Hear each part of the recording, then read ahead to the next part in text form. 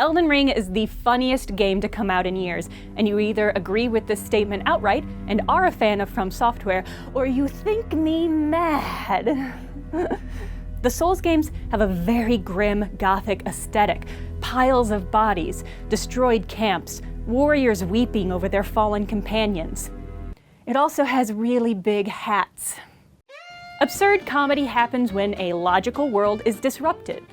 It's the sudden movement from coherence to incoherence. You think you know the world you're in, and then something bursts in and fusses all that up.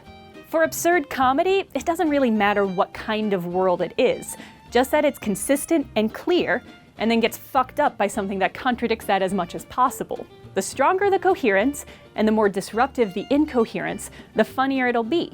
That's why Fortnite doesn't really hit absurdity the way Elden Ring does. Its internal logic is watery and consistently changing, so it can be silly and fun, but it rarely feels absurd. Whereas Elden Ring built up this giant, lion-maned cannibal, named him Star Scourge, and then put him on the tiniest horse possible. Peak comedy. Of course, that absurdity relies on another thing that's really important in comedy: the element of surprise.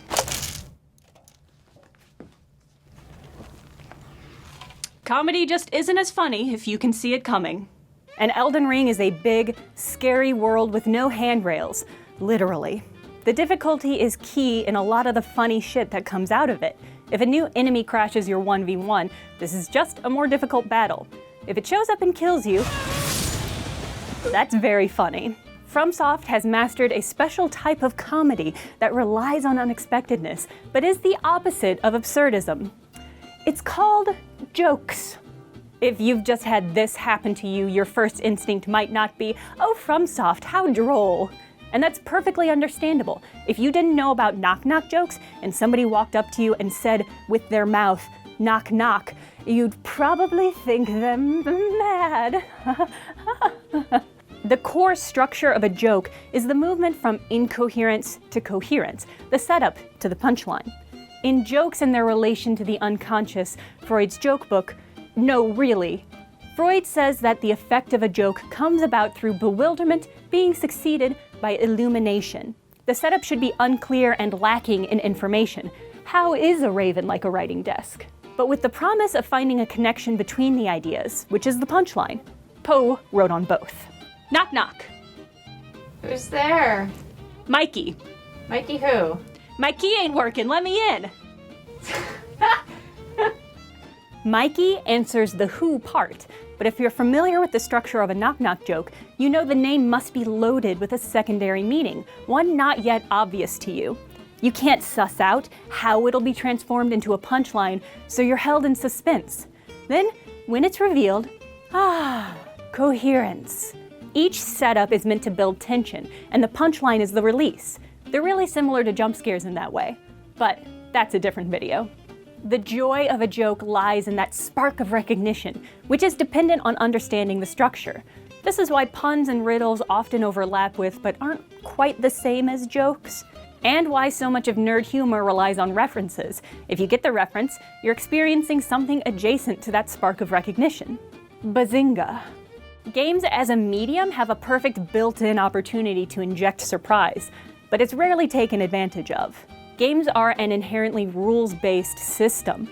Players make inputs, and the game reacts in certain predictable ways. That's essentially what a tutorial is, teaching the player what behaviors to expect based on their inputs. That means devs can easily set up player expectations, and just as easily twist them. Like Elden Ring, What the Golf is a master of gameplay-based humor. The game spends a few rounds teaching you to hold a button to whack the ball towards the flag. Then... well, now wait a minute, that's not what I thought would be flung. How whimsical.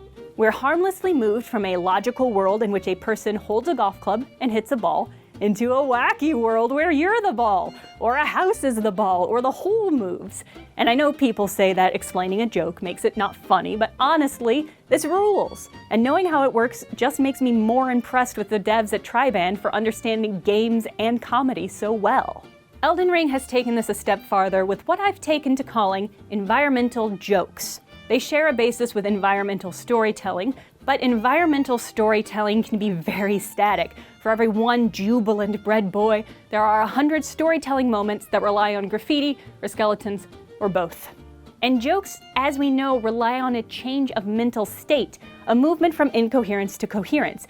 It's hard, maybe impossible, to tell a joke in stillness. Even comic strips use panels or captions as setups and punchlines. But the developers at FromSoft have an incredible understanding of how gamers behave.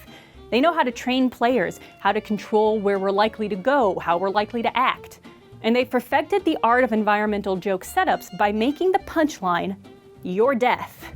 Consider the teardrop scarabs from Elden Ring. They're a variation on Dark Souls' crystal lizards, which contain valuable materials, but which run when attacked and disappear quickly. Players learn that when they hear that magical sound and see that doo-doo disco ball, they have to rush in to get it. The first couple scarabs in Elden Ring are innocuous. They're easy to reach and they're full of goodies. Once the game logic establishes why you want to catch them, the devs begin to use them to puppet you around. If you don't approach this little friend from the right angle, chasing it will send you right off this wall and into the waiting cesspit of an ulcerated tree spirit, or into an ambush, or... When you take into account that these so-called scarab beetles really look like dung beetles, it makes it all the more absurd that you're working so hard to catch them. This is how FromSoft structures its environmental jokes. Whether it's a scarab, or an item, or a treasure chest, the setup is, maybe there's something good in this dark, decrepit world. And the punchline is that you thought there was something good in this dark, decrepit world, you dum-dum. And it works because FromSoft knows what you are. You're a little piggy, chasing shit. But like Knock Knocks, this only works if you understand the structure of the joke. You need familiarity with the logic of Souls games to see the humor in this. Otherwise, it just feels unfair. I clearly remember cracking open my first From Software game, Dark Souls Remastered, and waddling out in the world only to get flattened like an old banana under a heel. The moment I said, this game is bullshit, but didn't stop playing, that's the first stage of FromSoft fandom. Over time, I figured out that Dark Souls was very cleverly engineered. After about the 20th time I got backstabbed while picking up a piece of candy, it became clear that I was the idiot. Why didn't I check the corner? You can see the boulder. Of course those fire barrels will explode.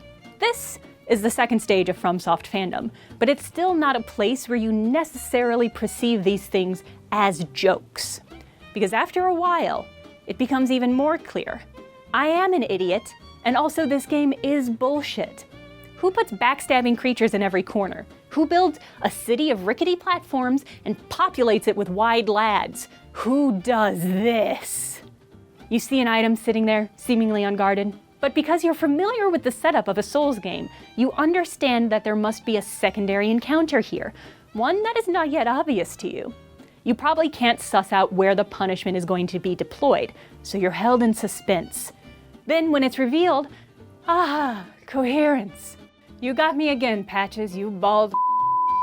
It's why when somebody expresses perfectly reasonable frustrations with a Souls game, sometimes really the only thing you can say is, get good. Like all you can do is give up or continue to work to understand how the game functions so that you can see why, yes, it is frustrating, but it is also very funny.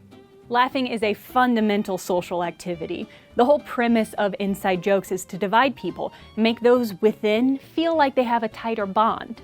And most comedy works similarly. Sharing laughter reinforces a sense of community by demonstrating who gets the joke and belongs and who doesn't. Like a fun form of gatekeeping. Bazinga! This is the complicated nature of get good.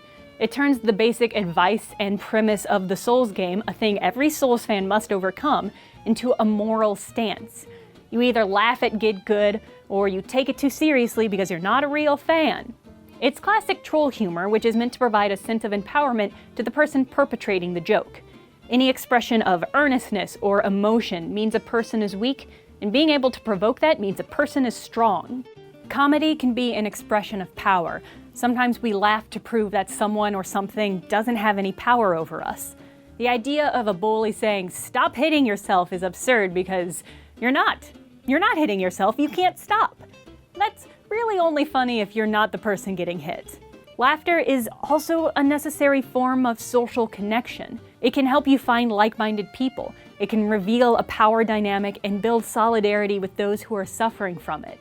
That's why the Souls games give you a little peek into other players' experiences with the spirits, the messages, the puddles. You learn from them and laugh and feel connected to other people being jerked around by the game. Understanding that power dynamic is essential to FromSoft's game-building philosophy. Hidetaka Miyazaki, who directed Elden Ring and a bunch of other Souls games, has explicitly said that these frustrating experiences are meant to be funny. It's hard, but never impossible, and there is that element of humor, that people might laugh when they get killed, that they might feel caught out by the game. Ostensibly, the game developers have the power. They're the ones setting up the joke, and we the players are the ones getting punchlined. And try finger tarnished, because you are the butt of the joke, and FromSoft wants you to feel that powerlessness. But what's wild is, we love it! We opt in for this treatment. It flies in the face of the supposed purpose of games, the power fantasy. Elden Ring is like the stage combat version of Stop Hitting Yourself. It looks like the game is punishing you, but you're the one in control. You can double down and push through, or go hang out on the Weeping Peninsula and get OP, or quit and never come back. And if people scold you with "get good" as you walk out the door, well, that's their problem. At the end of the day, FromSoft wants you to have a good time and feel like you've really achieved something. They understand that in both comedy and perseverance, achievement feels best when there's a big change, a grand movement, whether it's between incoherence and coherence, or between weakness and power. The bigger the gap, the better it feels once you've crossed it. But you can always just watch lore videos, summon a billion friends to clear an area, cheese a boss, and still have a great time. Elden Ring is a great reminder that you can't take life too seriously. You'll never make it out alive.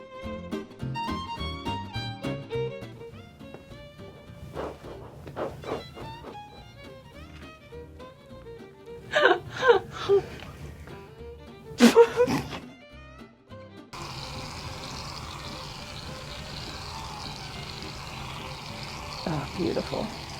I literally cannot wait. I'm also weirdly excited, very nervous. Just slightly. It's quivering. I'm gonna try to go flat on your face. I appreciate that. Okay. Okay.